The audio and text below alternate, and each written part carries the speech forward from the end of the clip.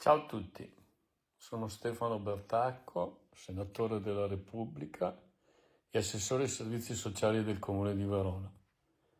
È la prima volta che pubblico un mio video su Facebook, ma dopo aver visto pochi minuti fa il video del sindaco Sborina, ho pensato che fosse corretto fare questo video. È da novembre che combatto con un cancro. Sono 12 giorni che resto a casa per il problema del coronavirus e oggi per l'ennesima volta sento che sul lago di Garda, da Peschiera fino a Garda, è pieno di gente, che la gente corre sul Lungo Adige, che la gente non sta in casa e non rinuncia a nulla per il proprio egoismo, per il proprio disinteresse verso gli altri, verso chi oggi è in strada, negli ospedali, nelle sale di rianimazione per cercare di salvare vite umane. E voi cosa fate? Ne compromettete tante altre. Credete che non abbia voglia nemmeno io di andare a fare una passeggiata?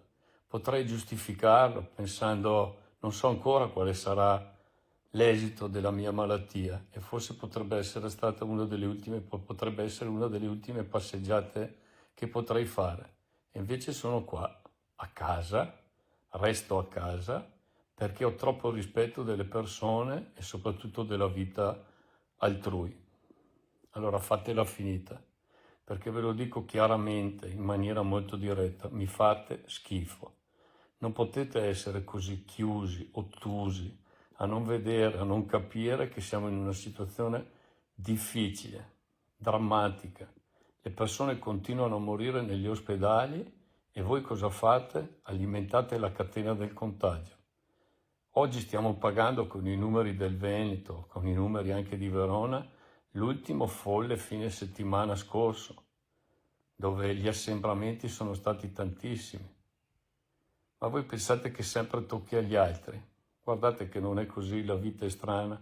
Può cambiare in 10 secondi e rendervi ciò che oggi è bello tutto molto brutto.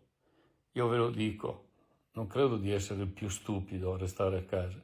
Credo di essere solo una persona normodotata che ha fatto della sua vita la parola responsabilità, una parola concreta, una parola vera.